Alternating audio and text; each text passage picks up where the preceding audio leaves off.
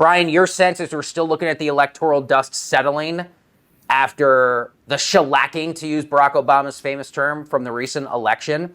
Are you in the position where you say, yeah, you know what, Democrats should be leaning more into the rhetoric of the Bernie Sanderses of the world, or should they much more be playing this kind of presumed more moderate, centrist, don't talk about that type of stuff approach? Well, I mean, it was the 44th biggest shellacking in the history of presidential politics. So let's, chill about that for a second. But yeah, I mean, I think it speaks to all of the anti-establishment fervor right now. And the Republicans are the only one addressing that and making people feel heard. And listen, I grew up in the 90s. I graduated college in 2008. I saw the world that was promised to me sort of disappear into thin air. And then the bankers and the capitalists are the ones who get the handouts, of course, as always. So, I think there's a lot of very innovative, even transgressive ideas on the left that, Democratic leadership is just not tapping into. And listen, people could argue that capitalism got us here and made a lot of, benefits. I won't, but the best case scenario of capitalism is burning this planet to the ground. That's the best case scenario. So we need to look beyond that. There might have been a time and a place. That chapter's over. So we need to move on. We need leaders that can speak to that and not tell people what they want to hear. I'm a little more bullish on the state of the American financial markets. Maybe I've just been red-pilled for my years as a Wall Street reporter. Because, I definitely admit, I don't believe a lot of the same things now that I did when I first got into politics, covering this game 10 years ago. And I think a lot of that has just been my personal experience at the New York Stock Exchange. But Allie, obviously, I know this is your sweet spot. Give me your thoughts on kind of that postmortem for Democrats. I know you're happy with the election results, but your thought on how this has been positioned. And I will admit, I do think a lot gets thrown at Democrats that are not necessarily based in fact. And I don't think that the Bernie Sanders coalition of what they're really seeking, is really that unreasonable. I do think they have a branding problem, Allie. Good point.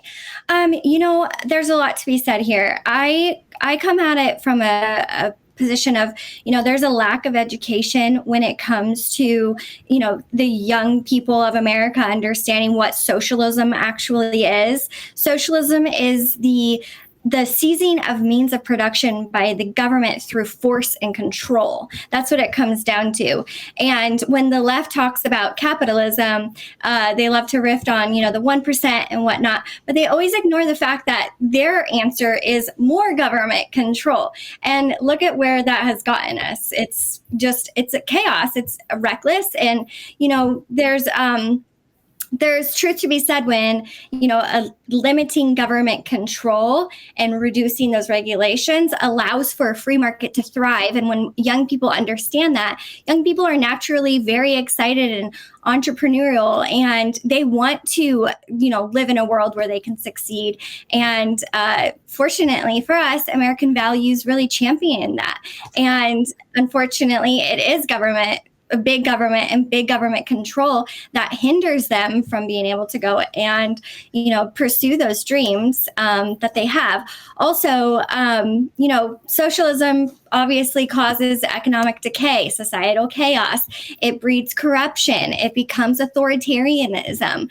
And it promises equality, but it leads to tyranny. And those are all things that aren't properly communicated to young people. So that's my take on it. What was that? Well, hold on. I want that shit on a bumper sticker. It promises equality, but brings what was that? But leads to tyranny. I do like that phrase. I don't know that I entirely agree. I'm just saying, I like the phrase. So listen, maybe this is just like lazy I'm going to stay with Allie here for a second. Maybe it's just like lazy historical analysis. I get the Ronald Reagan approach of government's not the answer, government is the problem, right? And I totally appreciate that, and I think that Americans, I think of a modern era would appreciate that. Allie, I can't help but remember because think about, because I work at the New York Stock Exchange, and because I know the times in American history where there have been epic and disastrous collapses of the financial system, that after Herbert Hoover sat on his hands and refused to do anything, it was Franklin Delano Roosevelt that came in with the New Deal, with sweeping mandate from the American people, election after election after election. The man was so socialist. If you're going to call the Bernie Sanders of the world a socialist, I don't understand how you're not going to look at FDR and socialist. And clearly we had this chapter not that long ago in American history where the man was so good at his job, we had to literally rewrite the rules to prevent other people from being president as long as FDR was. So how do you square through the lens of American history the times when objectively big government has come in times of crisis, have saved the day, have righted the ship, have set the course for multi-generational pathways to success through the lens of big government? Well, I mean, we're kind of living in the destruction of it all right now. Look back at LBJ with his Great Society programs. One of the talking points I had written up here was about, the rising student debt, and he signed into law the what was it called? It's his Higher Education Act with his Great Society programs, and that essentially allowed students to borrow however much money they needed to attend college, all in the name of equality. And now we have just crazy tuition costs where young people feel like they have to, take on tens of thousands of dollars of debt when it was a leftist, Democrat that allowed that to happen ultimately. And sadly, a lot of the external issues with inflation and all of that lies with the Federal Reserve, and that is a private corporation that we can't have much control over within our government. And so that's kind of another topic, but that's also something that the left, ignores as well.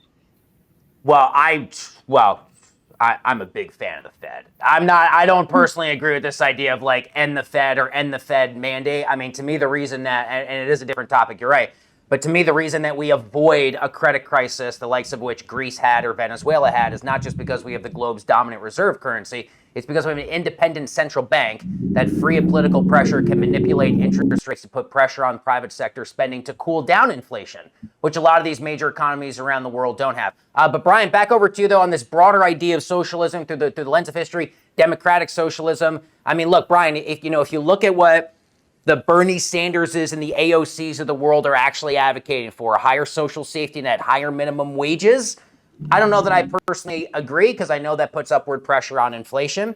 Paid parental leave kind of seems like a bit of a bipartisan issue these days. Healthcare is a right, stronger environmental protections, freer, affordable, higher education. Brian, as far as I'm sitting, when you look at countries like Sweden and Norway and Denmark and where Allie is up in Canada, these aren't considered wacky, loony, liberal, socialist talking points. It's a way of life in some of the happiest countries around the world. Yeah, I know. Thank you for bringing up all those chaotic, authoritarian, socialist states in Scandinavia. God forbid. Yeah. We're not. If you want to get wacky with it, we can get wacky with it, but we're not even at that point. Thank you for bringing that up. That the Overton window has shifted so far right. But listen, school is unaffordable now because neoliberal policies at the state level have robbed the college systems, and a lot of the private colleges are their boards are just populated by finance guys who are treating it as an investment asset now. That's where the issue is, not because more people can now afford college. So, let's deal with what is actually making things harder for people. I think we got a few comments. Can we pull up the comments into bigger boxes? I want to have Brian and Allie respond to them. I think we've been cooking with some good ones. Here we go. Republicans don't like the establishment, so they literally elect the billionaire Illuminati boogeymen themselves. I understand that argument, that criticism. Bernie was sadly never accepted by the Dems. We saw this in 2016 and 2020. America also already has socialism, by the way. The police force, the postal service, firefighters, Medicare. These are big sweeping government programs. Social Security, we all pay into paychecks. Out of our paychecks, we pay into Medicare, Medicaid, Social Security. Social programs to fund us and future generations of America, things we age into, right? Without government regulations, what will protect people from the free market that by definition values money over people's well-being? And finally, this segment brought to you by Laird's Applejack. Laird's by be democratically sociable. Love that. Allie, back over to you here. As you heard what Brian had to say there in response. Allie, what's interesting to me is I read this in Axios this morning. Just half of younger Americans now hold a positive view of capitalism. And this to me, what's going on up here? Brian and I seem to be about the same age because I graduated college in 2009, and people of my age range, 37, we lived through the dot-com bubble burst. We've seen market crashes. We've seen the great financial crisis. We've seen the pandemic. We've seen Occupy Wall Street. We have seen a system, as much as I now defend it, because I work at the New York Stock Exchange and I love the American financial markets. I also got to sit there, Allie, at the same point and say, yeah, do I understand why half of people under the age of 30 think that capitalism is failing us? I absolutely do, Allie. Mm-hmm. Yeah. And you know what? It's really sad because, the fact that, again, this big government control, the reckless spending is all ignored in that conversation. And I think that we really need to get back to free market principles, the economic growth, opportunity, all of that is super beneficial. And we don't want to lose that. Young Americans don't understand what happens when we do lose that and what life looks like under a socialist economy. For example, like you mentioned, I'm up in Canada, ironically, right now. And it took a long time for me to realize, okay, things are very different up here. People just think very differently than Americans, even though life, side by side looks pretty much the same. There's way less opportunity. There is way less options, in my opinion, starting with the grocery store. And it's been a really shocking experience to see it just firsthand. And just the way that the American economy operates has extremely more opportunity and variety, options, all of that. Americans are extremely blessed in that sense. And life outside of it is, not always super great and fun. So that's just my 2 cents. Brian, I think the other advantage that Donald Trump or other Republicans have, and I remember reading a lot, maybe around the time of the last midterms, about the way that this conversation gets weaponized to particular demographics of voters in a place like Florida, where you have a lot of Venezuelan Americans, you got a lot of Cuban Americans, and radio ads are being specifically produced in Spanish. They're talking about these big, scary terms where these are generations of families that have fled under, as Allie said before appropriately, an authoritarian regime that has sought to take over the production and the distribution of goods and services, the government owning business. And so we throw around these big, scary words and we convince people that that's what's happening. Brian, how do Democrats try and push back, try and correct that narrative, or at least illustrate the nuances to say, listen, I get that unfortunately Bernie Sanders calls himself a democratic socialist, and maybe it's not the greatest way to describe yourself, but that doesn't mean that everything he says is part of what you think socialism is. Because, Brian, there does seem to be a messaging mishap a little bit, a mismatch. 100%. I completely agree with you about the marketing of socialism, but you can't just be against something. You have to be for something. You have to have a positive vision to give people, and I think the way society right now is fractured because of, the failing institutions like capitalism. People are still yearning for community and identity and purpose. And Republicans have definitely given that to people and definitely told them what they want to hear. But that's the difference right now. Democrats aren't doing that. They're trying to have these mealy-mouthed half measures that are poll tested and don't really land with anyone because, that's the same playbook that has consistently failed people election after election after election after election. So, there's a lot of big ideas on the Republican side. They're all terrible and nightmarish, but that creates an opportunity for a better big vision. You got to have a better big vision, like FDR did in fighting fascism. Then Democrats have to be fighting fascism now, at home or abroad. Let's take a look at a few user-submitted comments? Viewer-submitted comments. There we go. I like this one. Allie, I'm going to ask you this question. Why is Trump pushing tariffs and not let the free market dictate? Well, I think when you look back at just the economic history of the U.S., oops, sorry, one of my lights just went out. When you look back at one of the history of the economic growth patterns, up until not too long ago, I can't remember exactly when. I want to say it was 50s or something. We didn't have that income tax, and the majority of Americans weren't paying all these taxes. We had tariffs. And so obviously in our lifetime, we haven't experienced an economy that, enforces those tariffs like President Trump wants to do. But I'm looking forward to seeing how this pans out. Ultimately, it comes back to making America first. When we do deals with China, when we import things from around the world, those countries are not paying what the left loves to call their fair share. The U.S. essentially foots the bill for all of our imports, and President Trump wants to be done with that. And I think that's absolutely, a great point. And I think that our economy will really thrive when America starts to be treated properly around the world. I do admit, and as much as on like the capitalism, broader financial markets type of thing, I have increasingly in my life as I've gotten older shifted to the right, I admit. I just still don't buy the arguments from Donald Trump that this is like going to make things easier on the American consumer, because I just so fundamentally understand how these companies operate. If you're a Costco or a Walmart and you got to pay all this extra money to ship your goods to U.S. shores, there's no reality where you're going to sit there and eat the cost of that. You're going to pass that on as a tax to the consumers who then buy those things. That's the way, and the shareholders of those companies would expect those companies to do that.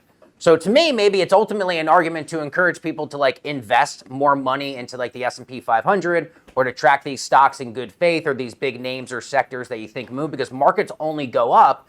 And these companies have figured out ways to strategically put themselves in an advantageous position to take advantage of that. But Brian, do so in a way where they're not going to absorb that cost. First time of the show, we're talking about tariffs, Brian. I wonder if you have any thoughts directly to that comment or more general, because we don't know a lot of what the Trump economy is going to look like, Brian, but we know that it's going to start and end with tariffs. How many economic Nobel laureates said that this was just like self-evidently not a good idea? Was it 23 was the number. 23? Yes. Yeah. No, you're right. I mean, corporations are not going to do that. Just like they colluded to sort of further inflation over the last couple of years, just the way trickle-down economics didn't work. It's just another way for them to pocket their nut, and that's what they're here for. They're not here for the benefit of society. Let's put up a couple of these more comments. Hello. Let's put up a few of these comments here before we get to our next ad break. Free market's a myth.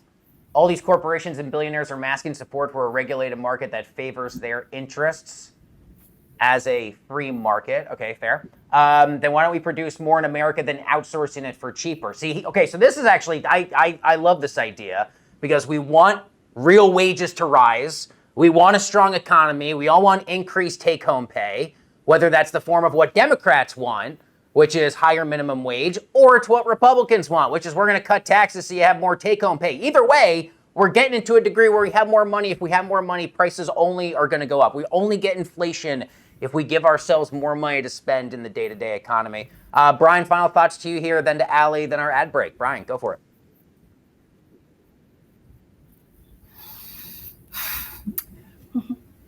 We know what's going to happen. Like, we don't need to diagnose this. There's not going to be any surprises. Profits are going to go up. Take-home pay is going to go down, and that's how the system works. That is the ideal way that the system works. Allie, over to you. Yeah, I mean, like that last comment noted, Trump's a big fan of bringing back energy to America and bringing back our manufacturing from China. All of that, creating more jobs, I think ultimately is we're going to see an economic boom, economic growth, more jobs, all of that. It's going to be great for America.